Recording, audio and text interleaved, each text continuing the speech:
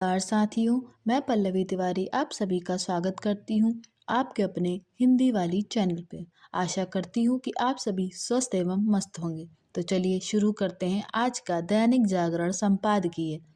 चुनौती का सामना करे भारतीय उद्योग।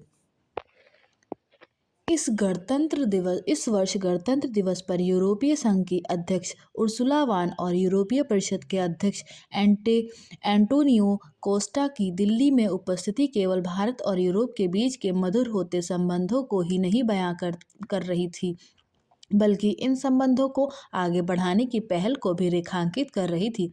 अंततः गणतंत्र दिवस के अगले दिन यूरोपीय संघ और भारत के बीच वह व्यापार समझौता हो गया जिसकी व्यापक चर्चा हो रही थी और जिसे सभी व्यापार समझौतों की जननी कहा जा रहा था। इस समझौते ने दुनिया भर का ध्यान आकर्षित किया। प्रारंभ में अमेरिका की प्रतिक्रिया बहुत उत्साहजनक नहीं थी, लेकिन जल्द ही अमेरिकी राष्ट्रपति डोनाल्ड ट्रंप ने भी भारत के साथ व्यापार समझौते पर सहमति बन जाने की घोषणा की। उन्होंने यह भी स्पष्ट किया कि अमेरिका भारत पर लगाए गए 50% टैरिफ को 18% करने जा रहा है।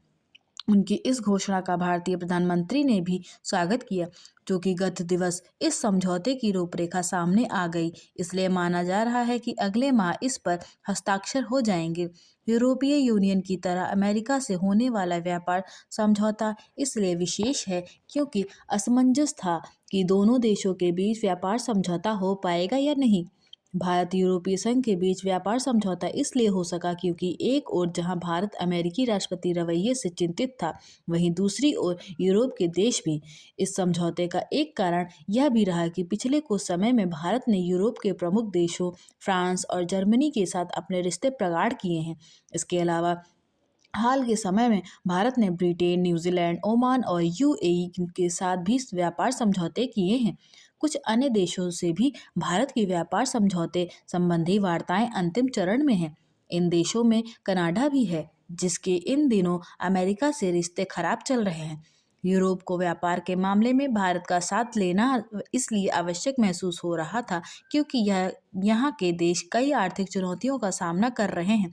वैसे तो यूरोपीय देश संपन्न है, लेकिन उनके यहाँ छोटी मोटी चीज़ों का उत्पादन बंद सा हो गया है और वे हाईटेक उत्पादों और सेवाओं पर भी ही अधिक केंद्रित हैं। यूरोपीय देश अप्रवासियों के आगमन के चलते सामाजिक उथल पुथल का भी सामना कर रहे हैं। वहाँ के कई देशों में अप्रवासियों के खिलाफ मुहिम चल रही है।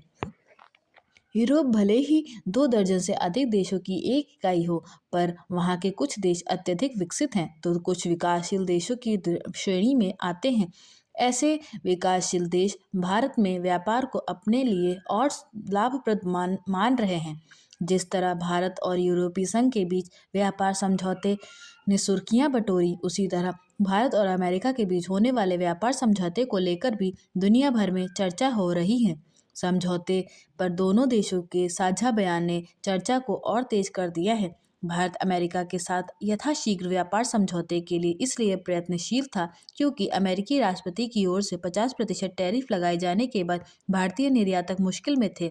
यह व्यापार समझौता ट्रंप के रवैये के कारण ही अटका हुआ था। वे इससे खफा थे कि भारत उनके न चाहने के बाद भी रूस से तेल खरीद रहा है। हालांकि पिछले कुछ समय में भारत ने रूस से तेल खरीद में कटौती की थी, लेकिन ट्रंप किसी तरह की नरमी नहीं दिखा रहे थे। पिछले दिनों उन्होंने जब वेनेजुएला पर हमला कर वहां के राष्ट्रपति का अपहरण कर लिया और वहां अपनी कठपुतली सरकार स्थापित कर दी तो स्थितियां तेजी से बदली। वेनेजुएला में सत्ता परिवर्तन के बाद ट्रंप ने यह घोषणा की कि अब उसके तेल की बिक्री उनके हिसाब से होगी। इस घोषणा के कुछ दिनों बाद भारतीय प्रधानमंत्री और वेनेजुएला के राष्ट्रपति के बीच वार्ता भी हुई। इसी वार्ता के बाद ट्रंप ने भारत से व्यापार समझौते पर सहमति बन जाने के साथ यह घोषणा की कि अब भारत वेनेजुएला से तेल खरीदेगा व रूस से तेल खरीद बंद करेगा। चूंकि भारत पहले से भी वेनेजुएला से तेल खरीदता था, इसलिए यदि वह फिर से उससे तेल खरीद शुरू कर देता है तो इसमें कोई नई अनोखी बात नहीं, लेकिन देखना यह है कि क्या वह रूस से पूरी तौर पर तेल खरीदना बंद करेगा।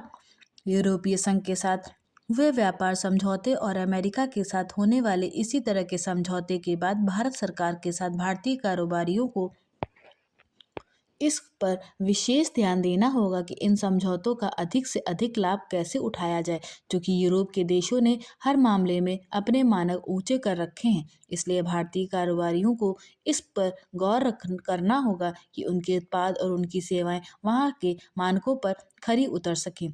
वे इसकी अनदेखी नहीं कर सकते कि चाहे खाद्य पदार्थ हो या कपड़े अथवा अन्य उत्पाद, उनकी मांग यूरोप अमेरिका में तभी बढ़ेगी जब उनकी गुणवत्ता उच्च स्तर की होगी। स्पष्ट है कि विकसित देशों में अपना उत्पाद बेचने के इच्छुक भारतीय उद्योगों को अपने उत्पादों की गुणवत्ता सुधारने पर अतिरिक्त ध्यान देना होगा। माना जा रहा है कि यूरोपीय संघ के साथ व्यापार समझौते पर अमल के बाद भारत से बड़ी मात्रा में garments, animal husbandry, fisheries, meat आदि का निर्यात बढ़ सकता है। संभवतः इसी को ध्यान में रखकर बजट में गारमेंट्स, एनिमल हस्बेंड्री, फिशरीज और मीट प्रोसेसिंग सेक्टर को बढ़ावा देने के लिए कई प्राविधान किए गए हैं। इन प्राविधानों का मुख्य उद्देश्य निर्यात बढ़ाने के साथ रोजगार सृजन करना भी है। ऐसा वास्तव में हो यह सुनिश्चित करना होगा, और यह तब होगा जब हमारे उद्योग विकास पर ध्यान देंगे। इससे ही उत्पादों की गुणवत्ता बढ़ेगी और यूरोप के साथ अमेरिका में उनकी खपत भी बढ़ेगी। भारत अगर निर्यात में अपना सही मुकाम हासिल नहीं कर पा रहा है तो इसका कारण यही है कि गुणवत्ता के प्रति भारतीय उद्योगों का रवैया ढीला ढाला है। इस रवैये में सुधार आवश्यक ही नहीं, अनिवार्य है। आप सीसीटीवी की निगरानी में हैं। हास्य व्यंग। एक जमाना वह भी था जब बड़े बूढ़े नई पीढ़ी को वक्त बेवक्त याद दिलाते रहते थे, याद रखो ऊपर वाला सब कुछ देख रहा है। बुजुर्ग लोग अब खूब समझ गए हैं कि उनके लाख कहने से भी कोई फर्क नहीं पड़ेगा, क्योंकि उनकी बात अब सुनता ही कौन है। बड़ों के ही नहीं बल्कि हर आयु वर्ग के इंसानों के अधिकांश काम अब मशीनों ने संभाल लिए हैं। सब कुछ देखने रहने का जो काम पहले ऊपर वाले के जिम्मे था, वह अब सीसीटीवी कैमरों ने संभाल लिया है। घरों से लेकर होटलों तक, सोसाइटी की लिफ्ट से लेकर रेलवे स्टेशनों तक, हर जगह हर समय चेतावनी लिखी मिलती है कि आप सीसीटीवी की निगरानी में हैं। अगर प्राचीन काल से ही यही व्यवस्था अमल में लाई गई होती तो संभव है कि मानव जाति का इतिहास ही कुछ और होता। सीसीटीवी ने तमाम लोगों को बड़ी राहत पहुंचाई है। पहले जिन पुलिस वालों को किसी जुर्म के होने के बाद अपराधी की तलाश में तरह तरह की अटकलें लगानी पड़ती थी और दर दर की खाक छाननी पड़ती थी, उनके लिए सीसीटीवी की फुटेज बहुत बड़ी राहत बनकर आई है। आराम से बैठकर सीसीटीवी की फुटेज देखना किसी वीडियो गेम से कम मनोरंजक नहीं होता।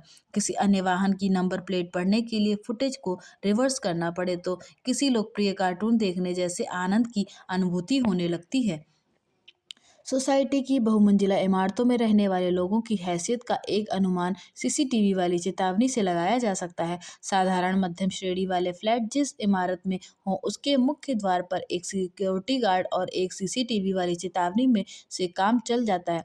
समृद्ध लोगों वाली इमारत में हर माले पर सीसीटीवी होता है, लेकिन धनाढ्य लोगों के शानदार फ्लैट जिस इमारत में हो, उसके मुख्य द्वार से लेकर लॉबी और हर माले के चप्पे चप्पे पर यही चेतावनी दिखती है तो शक होता है कि इमारत में इंसान से ज़्यादा सीसीटीवी कैमरे हैं।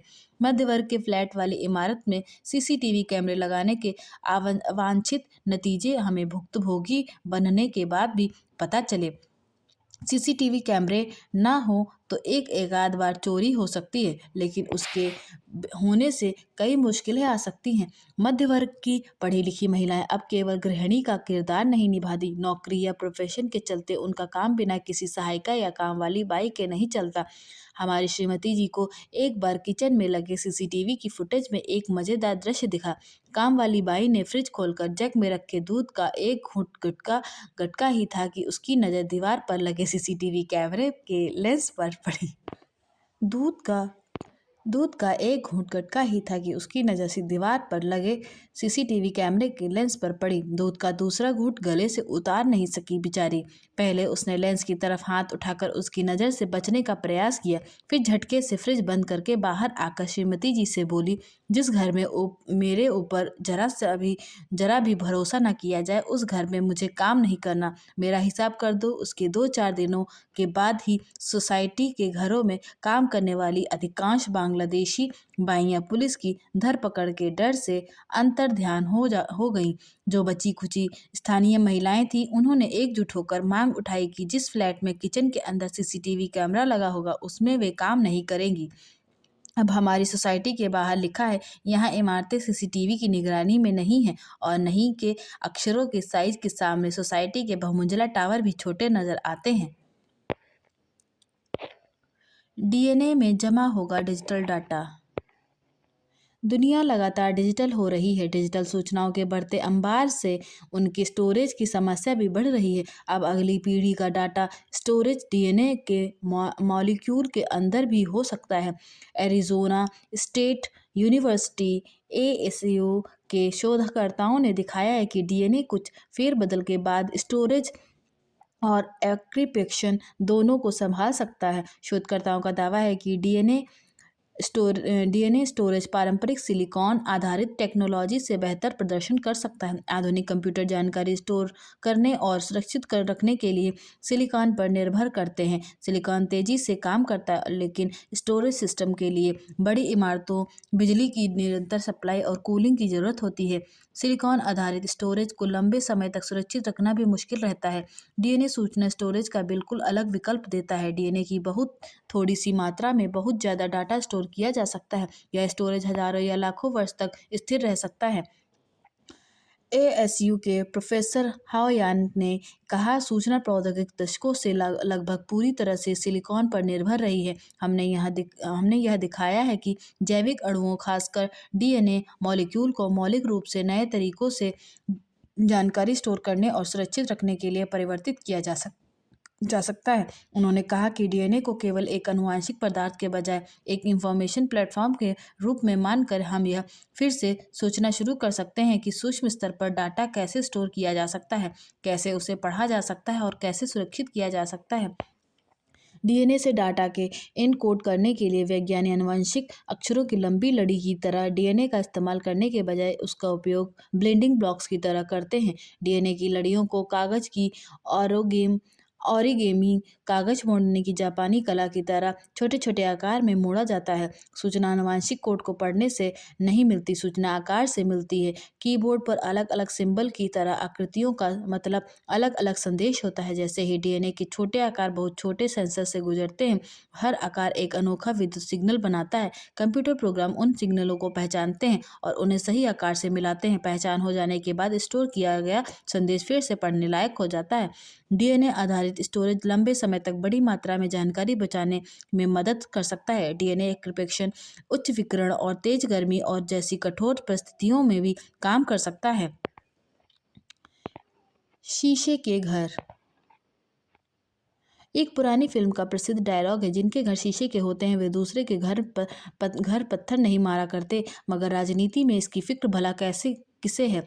गत दिवस राज्यसभा में कांग्रेस सदस्य जयराम रमेश ने मुद्दा उठाया कि 1952 से अब तक राज्यसभा में 1995 प्राइवेट मेंबर्स बिल प्रस्तुत किए गए हैं, लेकिन उनमें से सिर्फ 340 पर चर्चा हुई और मात्र 5 स्वीकृत हुए हैं। जयराम को क्या पता था कि थोड़ी ही देर में प्रश्न का जवाब प्रश्न के रूप में ही लौटेगा। उपसभापति हरिवंश ने बिल प्रस्तुत करने के लिए जैसे ही आप सदस्य संजय सिंह का नाम पुकारा तो वह अनुपस्थित थे। उपसभापति को मौका मिल गया। जयराम से बोले, सदस्य बिल प्रस्तुत करने के लिए उपस्थित नहीं होते, आप ही सदस्यों की गंभीरता देखें। असहज जयराम ने पूछा, मुझसे क्यों कह रहे हैं? तो तुरंत जवाब मिला, क्योंकि मुद्दा आपने ही उठाया था। इसके बाद कई विपक्षी सदस्यों के नाम पुकारे गए, लेकिन वे उपस्थित नहीं थे। खुद सदन में अधिकतर उपस्थित और सक्रिय रहने वाले जयराम इस हाल पर फिर सिर्फ मुस्कुराते ही रहे। खाली पेट भजन। लोकसभा में नेता प्रतिपक्ष राहुल गांधी को जब जनरल नरवणे की अप्रकाशित पुस्तक से सदन में उदाहरण नहीं देने दिया गया तो अगले दिन कांग्रेसी सांसदों ने संसद के प्रमुख प्रवेश द्वार पर जमकर धरना प्रदर्शन किया। उनमें काफी जोश खरोश दिखा। कुछ देर राहुल भी रहे और प्रियंका भी, लेकिन जैसे जैसे समय गुजरने लगा, पेट में चूहे दौड़ने लगे और धूप भी तीखी हो गई तो कुनबे का आकार घटने लगा। किसी ने कहा, खाली पेट भजन नहीं हो रहा।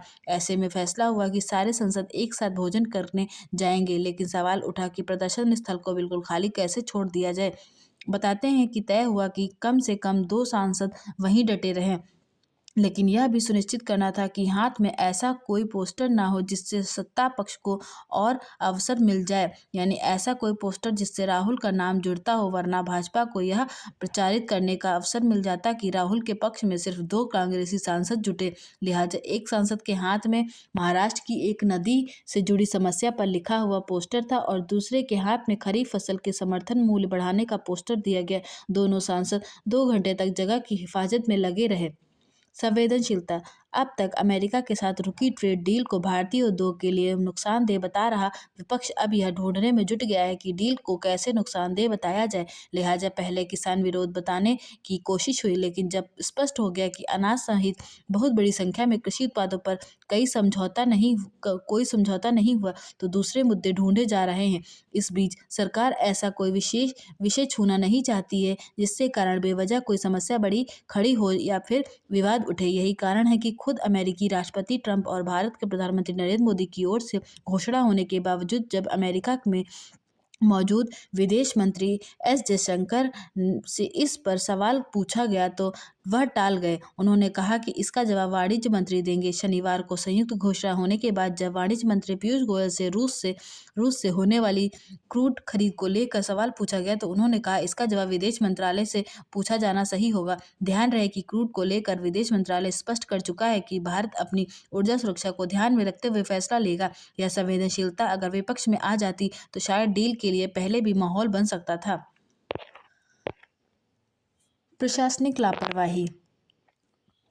हरियाणा के फरीदाबाद में एक महिला के शव को रेहड़ी पर ले जाने की घटना ने हरियाणा की प्रशासनिक व्यवस्था को कटघरे में खड़ा कर दिया है। यह केवल एक परिवार की विफलता नहीं बल्कि उस तंत्र की विफलता है जो जीवन ही नहीं मृत्यु की गरिमा की रक्षा का भी दायित्व उठाता है। हरियाणा मानवाधिकार आयोग का स्वतः संज्ञान इस बात का संकेत है कि मामला प्रशासनिक लापरवाही से आगे बढ़कर संवैधानिक मूल्यों के उल्लंघन तक पहुंच चुका है। आयोग द्वारा इस दृश्य का उल्लेख जहां वृद्ध ससुर ठेला चला रहा है और मासूम बच्चा शव पर डाली चादर को थामे चल रहा है, किसी भी समाज को भीतर तक सही झकझोर देने के लिए पर्याप्त है। यह तर्क कि एम्बुलेंस शव परिवहन के लिए नहीं है उसके सोच की दरिद्रता को दर्शाता है। सवाल यह नहीं कि परिवार ने मदद मांगी या नहीं, यह है कि क्या राज्य ने कोई सम्मानजनक व्यवस्था बनाई थी। मानवाधिकार आयोग की निःशुल्क और सम्मानजनक शव परिवहन नीति की सिफारिश इसलिए महज सलाह नहीं बल्कि नैतिक और संवैधानिक अनिवार्यता है। स्वास्थ्य विभाग द्वारा जिलों में शव वाहन उपलब्ध कराने और संपर्क नंबर सार्वजनिक करने के निर्देश स्वागत योग्य है, लेकिन यह तात्कालिक सुधार है। जरूरत एक स्पष्ट बाध्यकारी और संवेदनशील नीति की है। हालांकि इस प्रकार की स्थितियां देश के अन्य राज्यों में भी अक्सर सामने आती रहती हैं, इसलिए केंद्र समेत सभी राज्यों की सरकारों को इस बारे में विचार करना चाहिए ताकि भविष्य में किसी को दिक्कत नहीं हो। ऊर्जा। लक्ष्य। जीवन में उन्नति के लिए लक्ष्य निर्धारण आवश्यक है। कोई बड़ा लक्ष्य रखने से उसके लिए परिश्रम भी कठिन करना पड़ेगा, तब जाकर सफलता मिलेगी। ऊंचा लक्ष्य रखने पर जब सफलता मिलेगी तो आत्मसंतोष तो होगा ही, लक्ष्य हासिल होने पर उसकी गूंज दूर तक जाएगी और तब प्रशंसकों की ओर से बधाइयाँ भी खूब मिलेंगी। उदाहरण के लिए जीवन में चतुर्थ स्तर का कोई पद पाने पर वह प्रशंसा नहीं मिलेगी जो प्रथम श्रेणी का पद हासिल करने पर मिलेगी। हो सकता है कि लक्ष्य प्रथम श्रेणी का रखा, लेकिन प्रथम श्रेणी का स्थान न मिलकर द्वितीय श्रेणी का मिला तो भी लोग उसकी प्रशंसा करेंगे। इसलिए जीवन के किसी भी क्षेत्र में अपना नाम रोशन करने के लिए कठिन लक्ष्य रखना चाहिए तथा इसके लिए पक्का इरादा भी रखना चाहिए। लक्ष्य निर्धारित कर लिया और इरादा कमजोर है तो लक्ष्य मिलना तो दूर असफलता हाथ लगेगी, फिर निराशा और कुंठा भी साथ में मिलेगी। बड़े लक्ष्य को लेकर अर्जुन और एकलव्य का नाम लिया जाता है। अर्जुन को घूमती हुई मछली की आंख पर निशाना लगाना था जिसमें अर्जुन को सफलता मिली। अर्जुन की तरह एकलव्य ने भी लक्ष्य ऊंचा रखा जिसका नतीजा यह हुआ कि वह भी उच्च कोटि का धनुर्धर बना। एकलव्य की साधना में कुत्ते के भौंकने से बाधा पहुंच रही थी। एकलव्य ने कुत्ते के मुंह को बंद करने के लिए 7 बाण मारे। कुत्ते के मुंह में ना खरोच आई और ना खून निकला, उसने भौंकना भी बंद कर दिया। इस प्रकार जीवन का कोई क्षेत्र हो, लक्ष्य बड़ा एवं ऊंचा रख उसे हासिल करने के लिए मनसा वाचा कर्मणा प्रयास करना चाहिए। ऐसा कोई क्षेत्र नहीं जिसमें शीर्ष स्थान पाने के लिए मेहनत की जाए तो सफलता ना मिले। हो सकता है जितना सोचा गया उससे अधिक सफलता मिल जाए। ऐसे लोग दूसरों के लिए प्रेरणा स्रोत बन जाते हैं।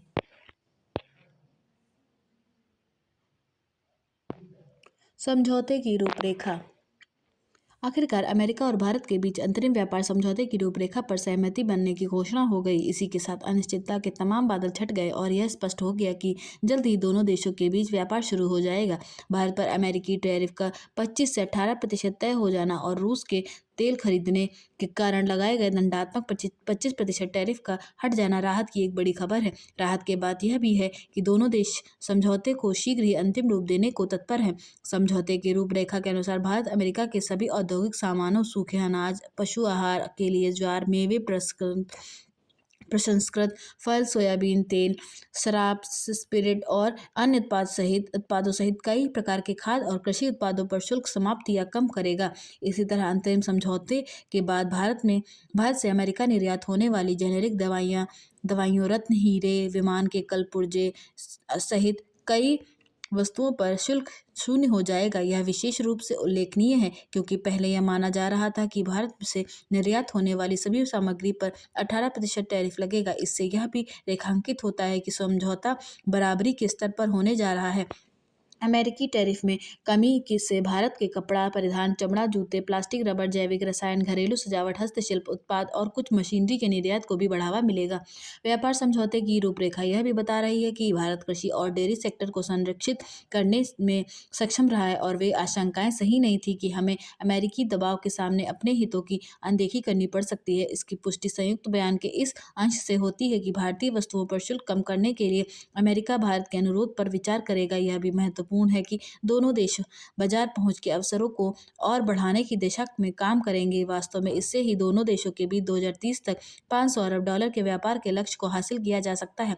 व्यापार समझौते पर सहमति की जो रूपरेखा सामने आई है वह यह भरोसा दिलाने वाली है कि भारत की निर्यात क्षमता बढ़ेगी और मेक इन इंडिया अभियान को बल मिलेगा। यदि इस अभियान को सचमुच बल मिला तो भारत की तीसरी बड़ी अर्थव्यवस्था बनने का मार्ग प्रशस्त होगा और साथ ही सप्लाई चेन में भी उसकी भूमिका बढ़ेगी।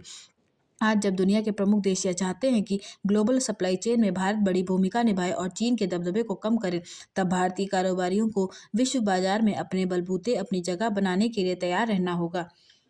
आशा करती हूँ कि आपको यह वीडियो पसंद आई होगी। ऐसी वीडियोस को सुनने व पढ़ने के लिए हमारे चैनल को लाइक, शेयर एंड सब्सक्राइब जरूर करें। धन्यवाद।